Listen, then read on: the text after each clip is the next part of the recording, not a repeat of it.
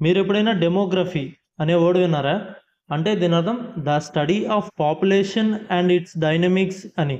అంటే ఒక ప్రాంతంలోని లేదా సమాజంలోని మానవ జనసంఖ్య యొక్క పరిమాణం, విస్తరణ, వయస్సు, లింగం, విద్య, ఆదాయం మొదలైన వాటిని అధ్యయనం చేసే శాస్త్రాన్నే డెమోగ్రఫీ అని అంటారనమాట. అంటే ఏదైనా ఒక ఊరిలో ఉన్న జనాలు, అంటే వాళ్ళు ఎంతమంది ఉన్నారు, ఏం చదువుకుంటున్నారు, ఎంత వయసు వరకు యావరేజ్గా బతికుంటున్నారు, వాళ్ళు ఎంత సంపాదిస్తున్నారు అని ఈ పూర్తి అధ్యయనం చేసే దాన్నే మనం డెమోగ్రఫీ అని అంటారు. ఎగ్జాంపుల్ చూస్తే the study of demography shows changes in population growth.